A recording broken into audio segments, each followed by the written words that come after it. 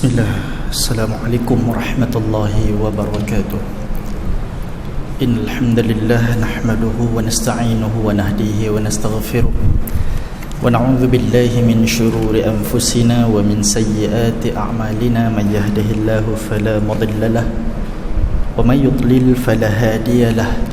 Subhanaka la 'ilma lana illa ma 'allamtana innaka antal alimul hakim. La hawla wa la quwwata illa billahil aliyyil azim. Amma ba'd.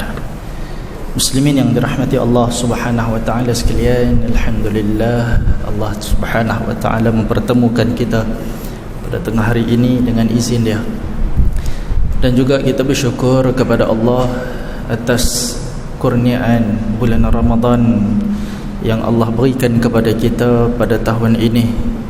Kita disampaikan oleh Allah, umur kita masih lagi termasuk di dalam catatan ataupun penentuan Allah bahawa kita akan berada di dalam Ramadan pada kali ini. Maka mudah-mudahan tuan-tuan, kita jangan mensia-siakan peluang dan ruang yang Allah Subhanahu wa taala berikan kepada kita pada tahun ini dengan kita sungguh-sungguh melaksanakan ibadah di dalam bulan Ramadan.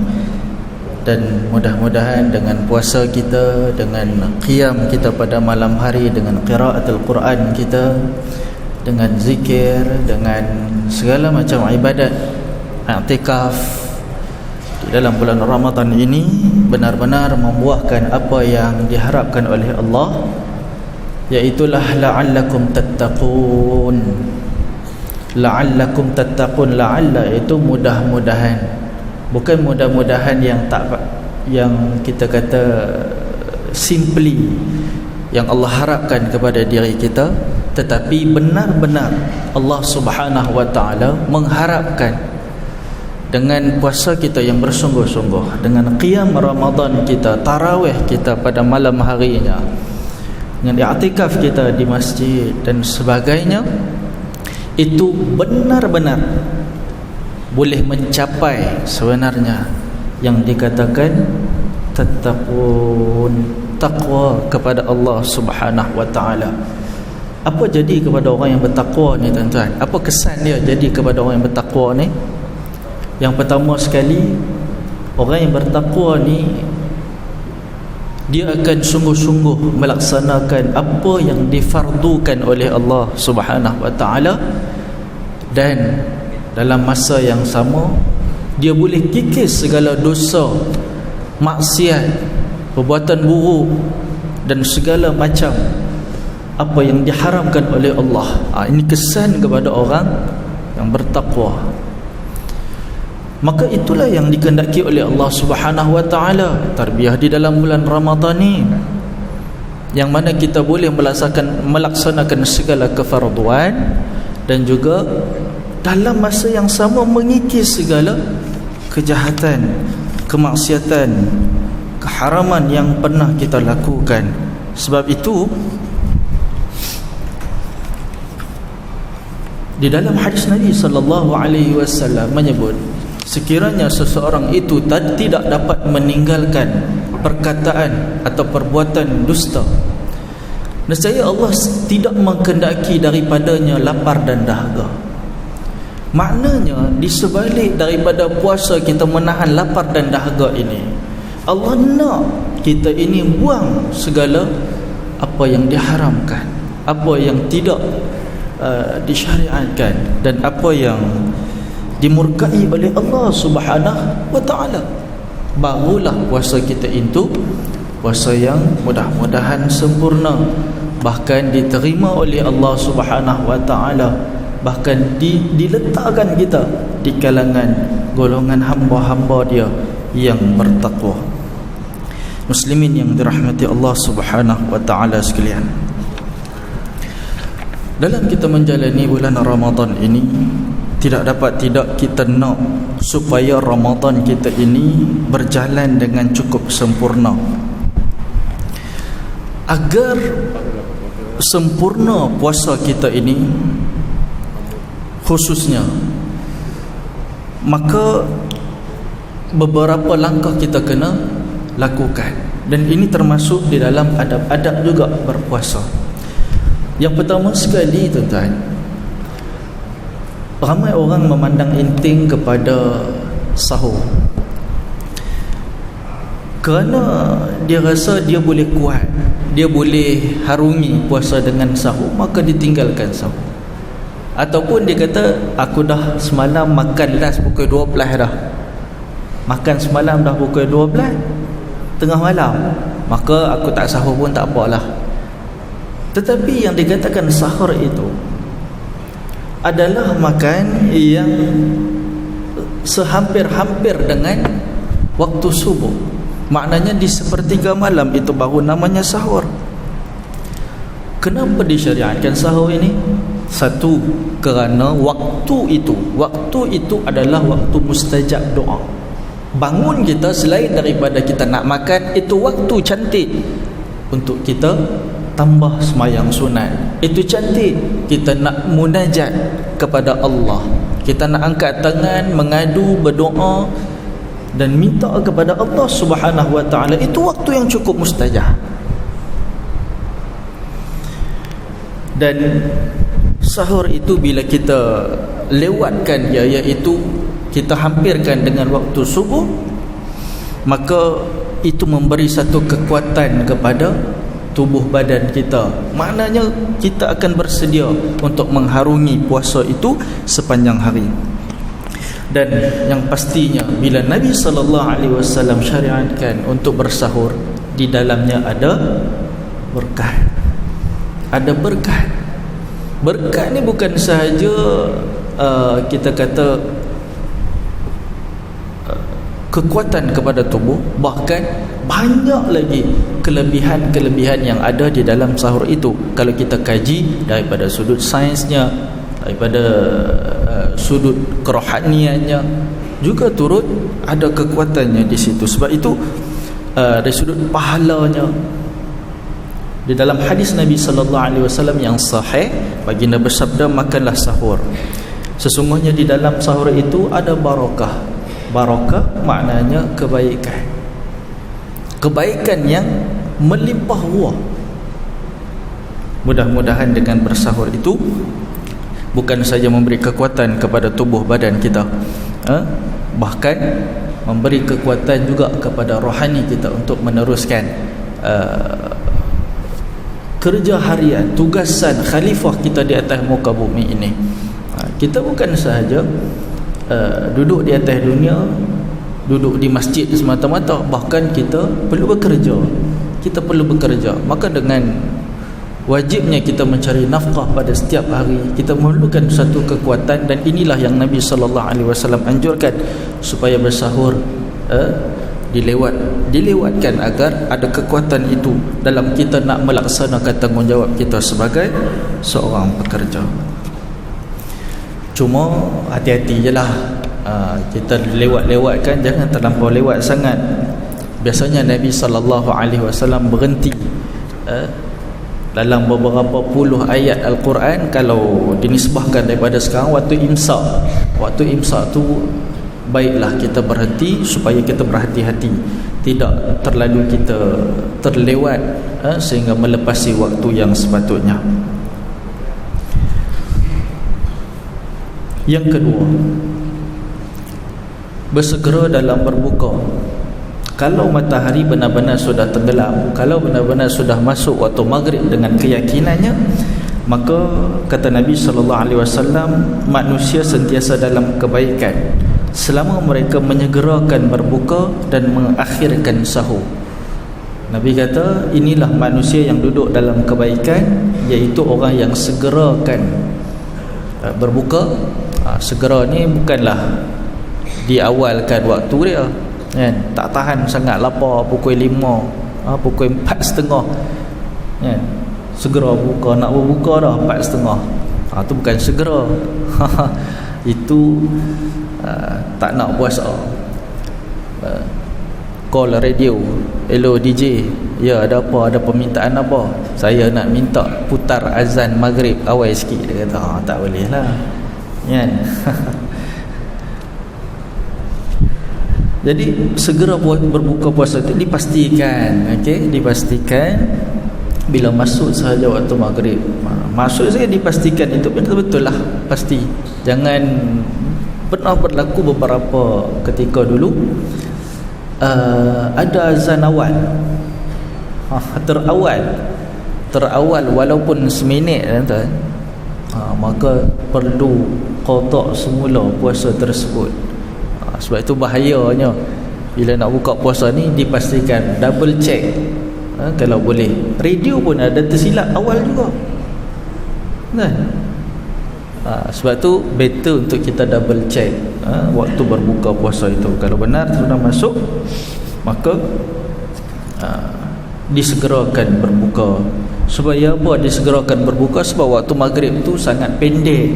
Kalau kita lengah-lengahkan berbuka, saya sembahyang maghrib pula bilanya, nak tarawih lagi dan sebagainya. Dan bila berbuka itu tuan-tuan, kita sepanjang hari ni kita dah melemahkan nafsu. Nafsu dia akan lemah dengan kelaparan, dengan keletihan. Nafsu dia akan lemah dengan kelaparan. Jadi bila kita buka puasa, jangan kita layan balik nafsu tu. Ini kita nak buka puasa tuan-tuan, Allah, carilah bazar Ramadan mana kan, nak hak paling sedap, hak paling banyak sekali menu dia. Dengar je viral, bazar Ramadan ni paling martabak dia paling sedap kan. Pakatlah beratur ni. Bazar ni nasi Arab dia paling sedap, beratur orang. La ilaha illallah. Kita dah menekan nafsu pada siang hari, tetapi pada malam hari kita nak melayan nafsu kembali.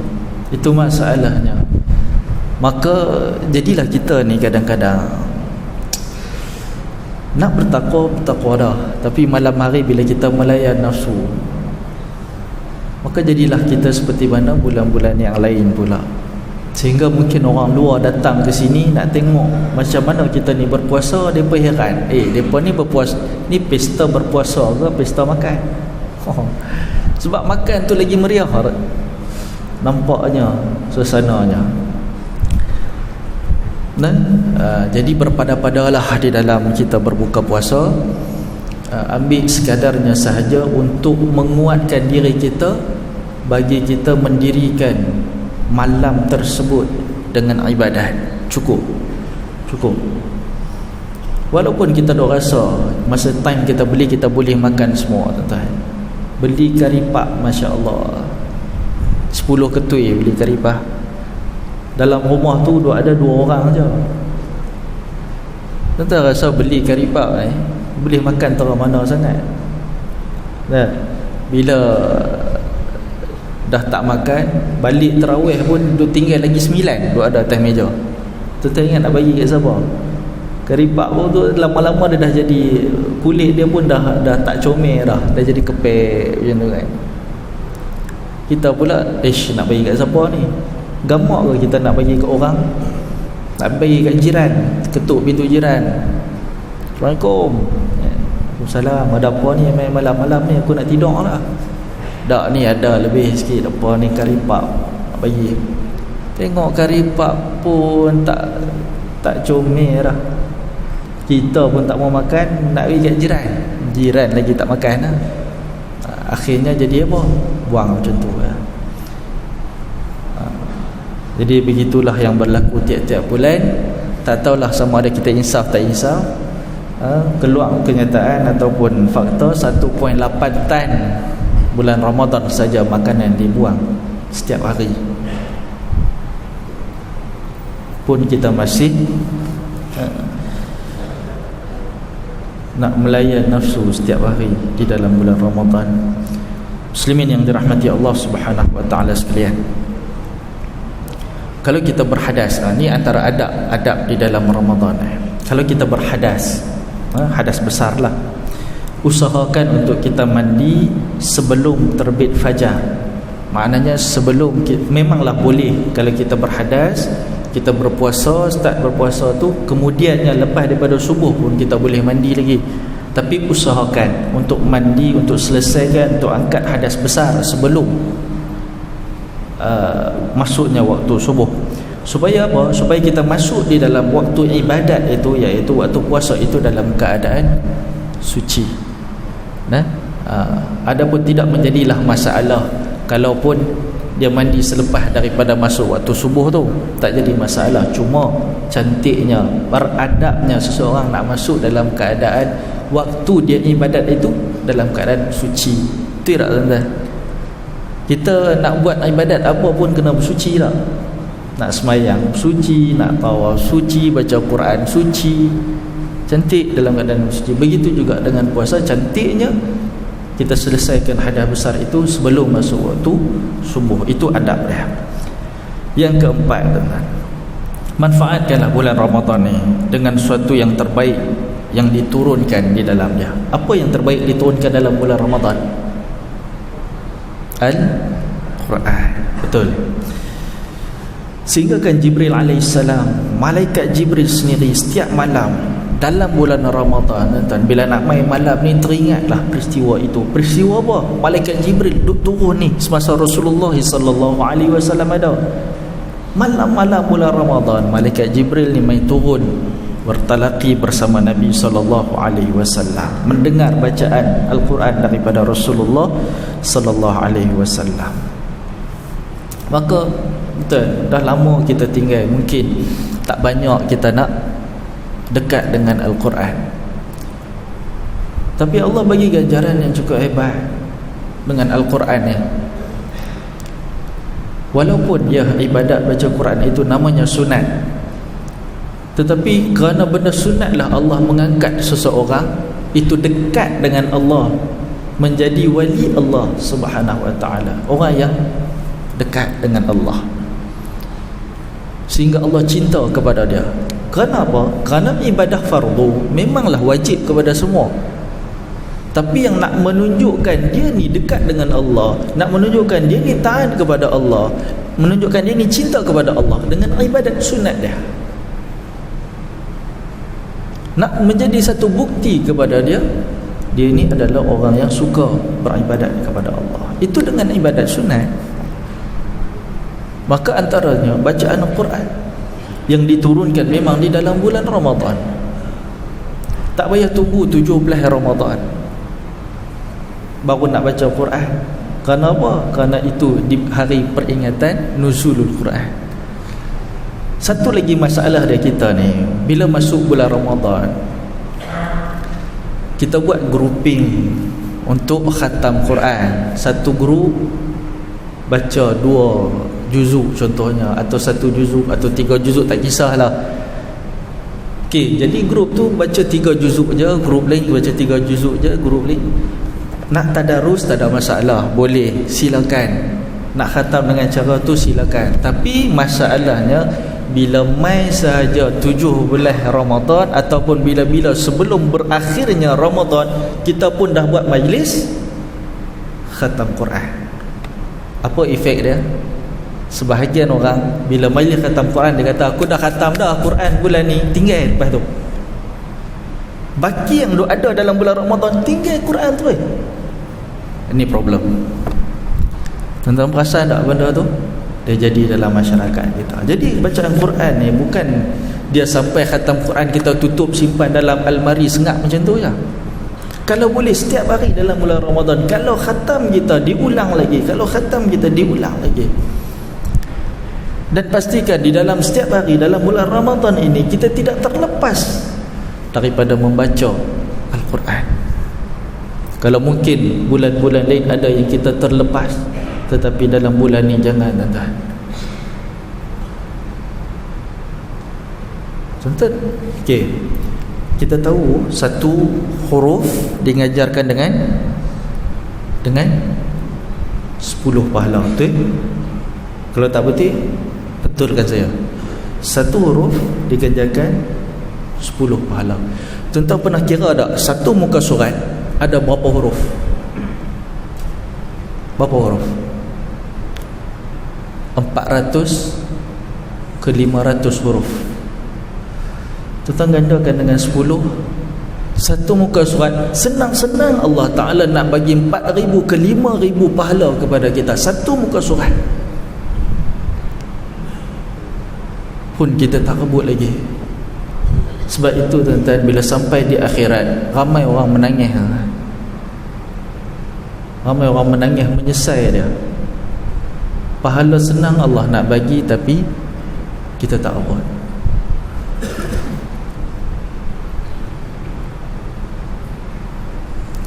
Bila sudah melihat keadaan di padang mahsyar, keadaan syurga neraka, keadaan manusia-manusia di sana, barulah minta kepada Allah, farji'na, kembalikan aku ya Allah atas dunia, na'mal salihan, kami nak beramal soleh, inna muqinun. Minta ke Allah, ya Allah kami menyesal dah sampai kat sini ni, bagi kami patah balik atas dunia, kami nak buat satu amal soleh kat sana. Tapi tak boleh, tidak akan dikembalikan oleh Allah. Maka ini masanya kita nak memperbanyakkan amal soleh. Bila sampai di akhirat, kita nak minta ke Allah, ya Allah patah balik aku atas dunia ni, aku nak baca Quran ya Allah. Allah tak bagi dah. Tuan-tuan, saya heran juga kadang-kadang, macam mana filem-filem Melayu, masuk filem pula, buat cerita orang mati patah balik atas dunia jadi hantu.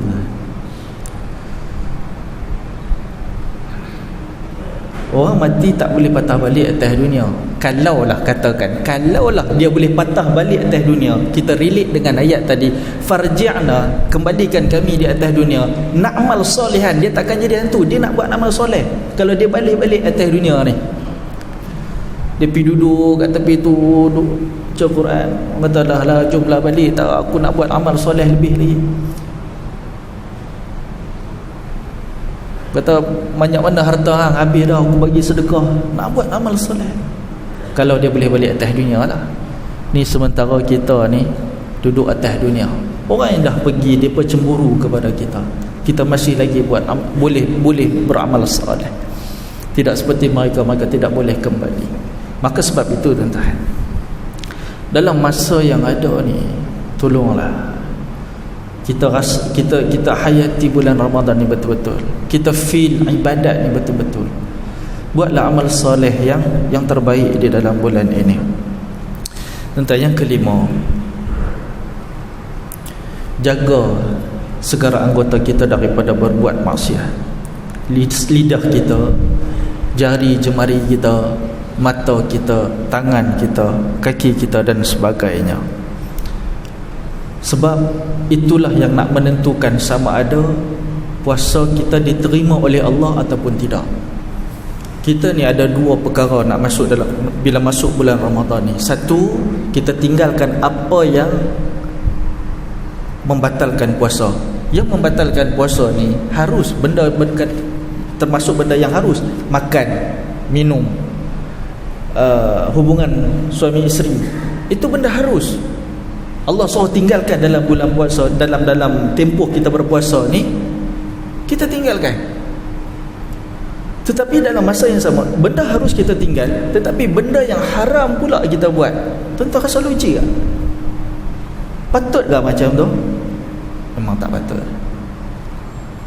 Kalau benda yang harus, yang Allah suruh tinggal, makan, minum, hubungan suami isteri ni Allah suruh tinggal, benda harus, kita boleh tinggal, kenapa benda yang haram pula kita pergi buat? Maka ada dua perkara di sini bila berpuasa.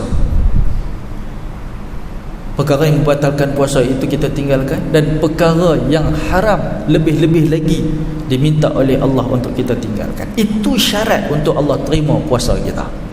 Kalau kita masih lagi melakukan perkara yang haram sedangkan kita sedang berpuasa, tinggal makan, minum dan sebagainya, Allah tak mau dah puasa kita macam tu. Puasa kita sah, tetapi Allah tidak mahu pahala sebegitu, puasa yang sebegitu. Sebagaimana kata Nabi, siapa yang tidak meninggalkan perkataan dan perbuatan dusta, maka Allah tidak perlu terhadap puasa dia dan makan minum dia. Allah tak Tak perlu. Tuan, ini satu hadis yang begitu menusuk ke jiwa kita. Tuan-tuan bayangkan, kita lapang dahaga, kita nak bagi suatu puasa ni kepada Allah, tiba-tiba Allah tak mau terima. Kita nak korek pahala daripada mana? Sedangkan pahala puasa ini adalah rahsia kita dengan Allah. Sehingga Allah kata, sesungguhnya puasa ini adalah untukku dan aku sendiri yang akan mengganjarkan, memberi ganjaran kepada dia. Begitu special sekali pahala puasa ni, tapi Allah tak terima macam mana? Sebab itu tuan-tuan, tengok balik dalam kehidupan kita,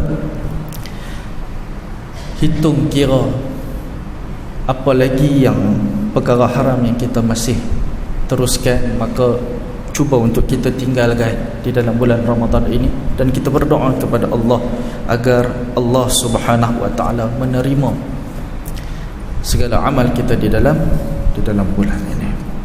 Dan satu lagi pesanan saya adalah, puasa ni biarlah menyebabkan akhlak kita pun berubah. Contohnya, kita cepat marah. Kita cuba dengan puasa ni, bila ada sesuatu yang membuatkan kita marah, kita kata inni shaim, semuanya aku sedang berpuasa. Maknanya kita keluar daripada emosi-emosi yang buruk yang pernah kita ada sebelum daripada ni. Emosi kita rasa bangga kepada diri sendiri. Dengan ada puasa ni, kita rasa, ya Allah, lemahnya diri aku, baru puasa ni diri aku lemah, tak ada hebat terang mana pun. Nak bangga diri apa? Kita ni adalah hamba yang lemah. Maka segala macam benda yang merosakkan diri kita ataupun emosi kita, itu kita kikis buang. Dan tuan-tuan muslimin yang dirahmati Allah Subhanahu wa taala sekalian, pastikan bila berbuka puasa nanti, pastikan makanan yang kita suapkan di dalam mulut kita, makanan yang masuk dalam mulut isteri dan anak-anak kita adalah makanan yang halal. Kalau ada pekerjaan, perbuatan yang mendatangkan duit daripada sumber yang haram, buang. Kerana itu juga akan menentukan sama ada puasa kita akan diterima ataupun tidak. Duit-duit hasil daripada rasuah, daripada riba, daripada judi, daripada segala macam sumber yang haram itu, tinggalkan, asingkan. Hanya yang halal masuk di dalam mulut kita. Bukan sahaja dalam bulan ni, sepatutnya pada bulan-bulan yang lain. Kerana sesuatu yang masuk, sesuatu yang haram masuk di dalam tubuh badan kita, menjadi darah daging kita, itulah yang akan menjadi bahan bakar api neraka kelak. Maka sebab itu dalam bulan ini juga, kalau ada daripada hasil kita ni yang diragui, yang syubhah, apatah lagi yang haram, kita cuba tolak ke tepi, kita tinggalkan, dan kita jauhkan. Mudah-mudahan puasa kita diterima dan amal kita semua ini dipandang oleh Allah Subhanahu wa ta'ala. Dan yang paling penting, itulah yang Allah nak, hasil daripadanya adalah la'allakum tattaqun. Mudah-mudahan kita benar-benar menjadi orang yang bertakwa kepada Allah Subhanahu wa ta'ala. Wallahu a'lam. Assalamualaikum warahmatullahi wabarakatuh.